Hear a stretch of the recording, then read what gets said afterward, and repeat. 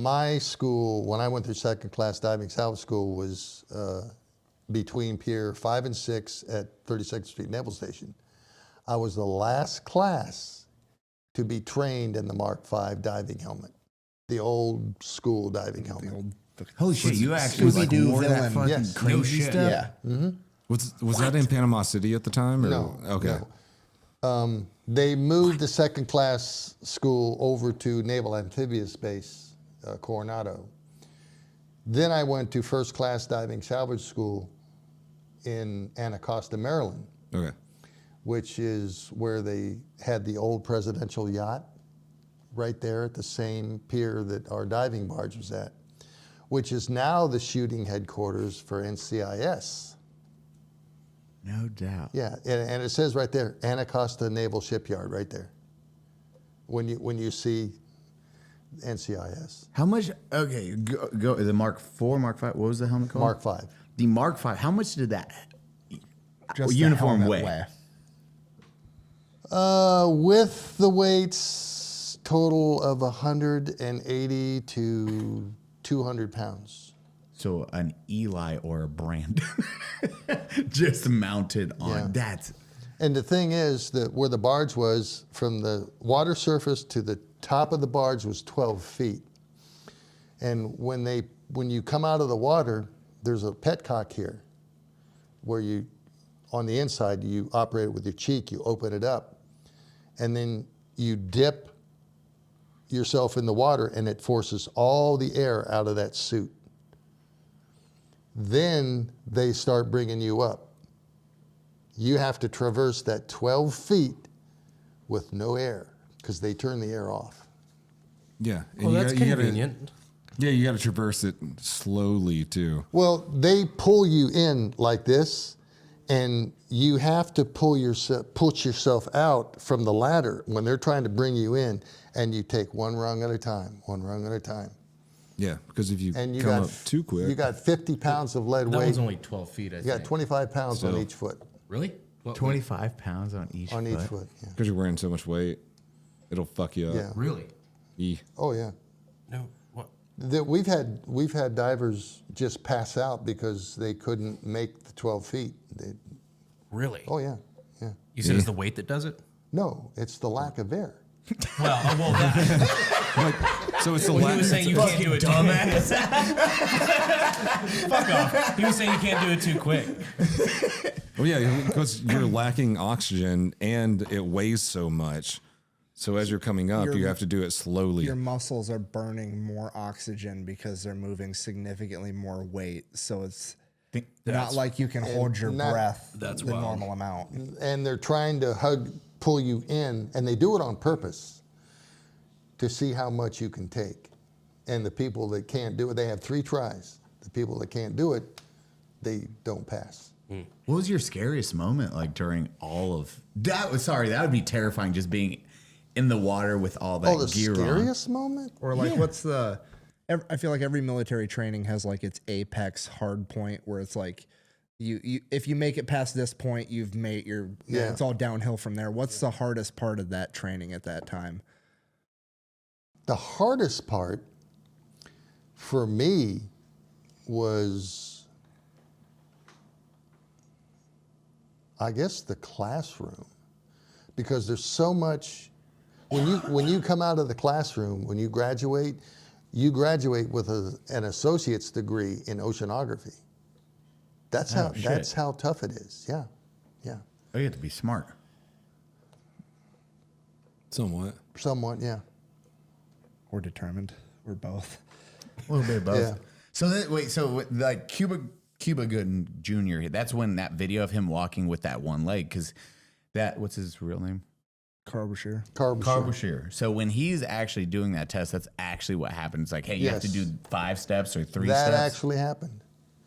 But his suit was a helium suit, which weighs about 280 pounds full.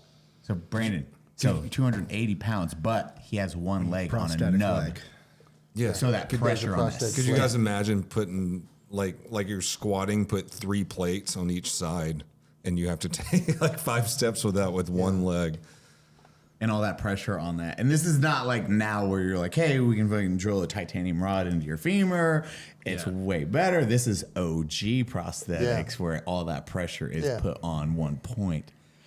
Homeboy was, God dang, that's fucking crazy to me. One of his pictures is honestly like one of my favorite pictures of all time.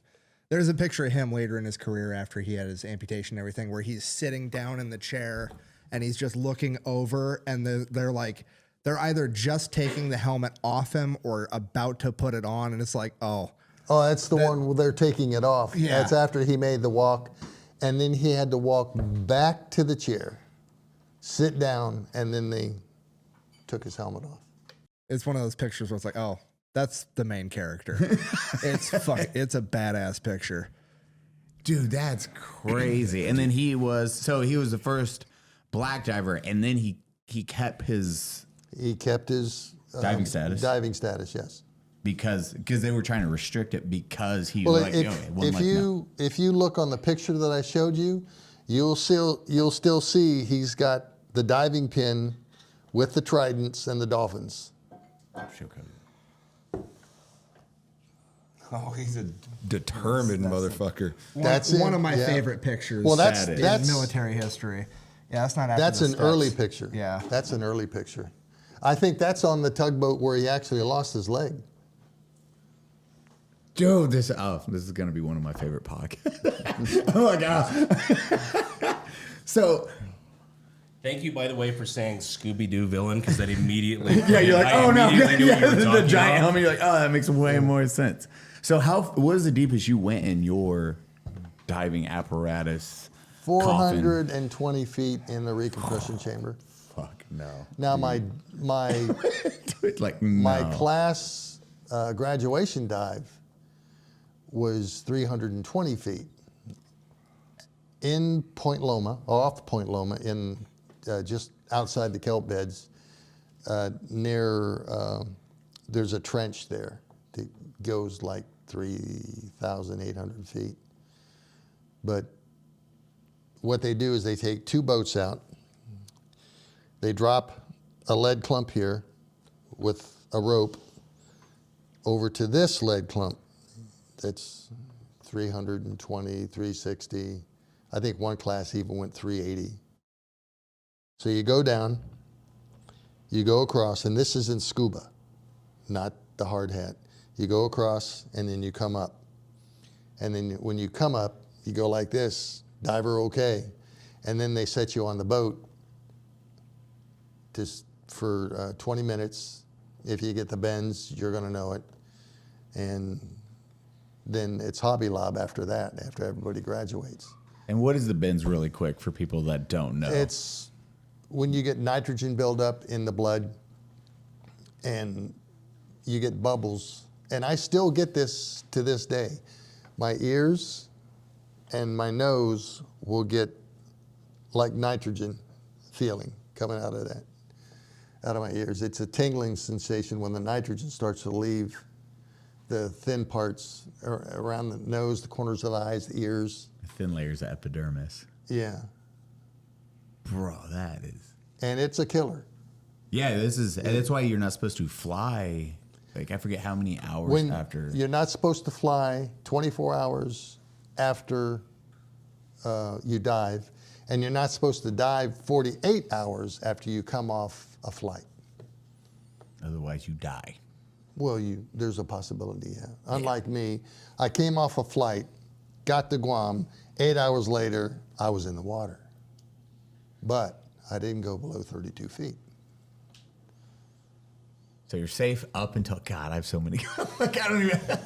This world is so foreign to any of us. I'm like, if you talk about war, IEDs got you, There's bro. a rule Guns, in the like- Navy diving. And the Navy diving units are the world's foremost leaders in safety. Most of you got NAUI and PADI out there that are diving associations. Where do they get all their information? From Navy diving schools and diving med schools, because they are the leaders out there for diving safety. The number one rule is 60 for 60. 60 feet, 60 minutes. That's it. But you can dive 28 to 30 feet forever. My longest dive is 3 hours and 20 minutes at 22 feet in Guam, 89-degree water.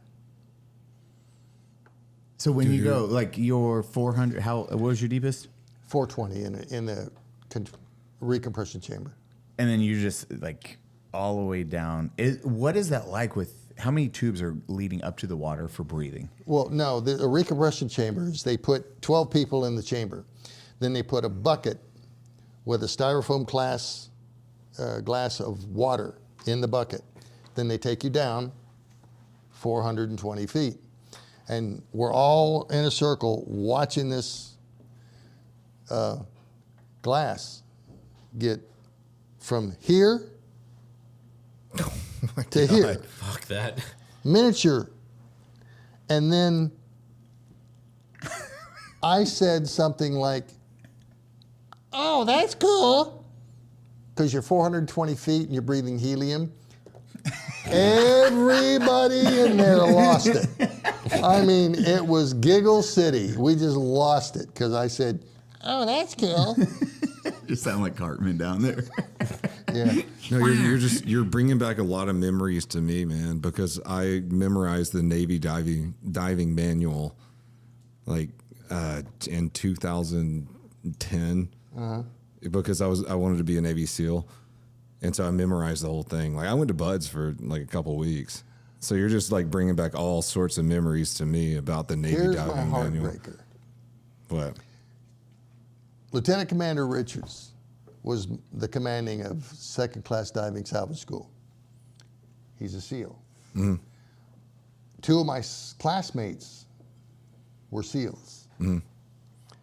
After I graduate from 2nd Class Diving Salvage School, I went to Commander Richards and said, I want to go to Buds. And he looked at me and he goes, why now? I said, because I want to go to Buds. He said, they're not going to take you. I said, why? I could run the mile in less than a minute and a half. What are you doing? And he said, if you'd applied for Buds first, we would have put you through. But now you've cost the Navy $280,000 in training and to be a diver. Yeah, you were a good They're diver. not gonna put you through Buds. Makes a lot. And then after that happens, where do I go? Military law enforcement for the rest of my career.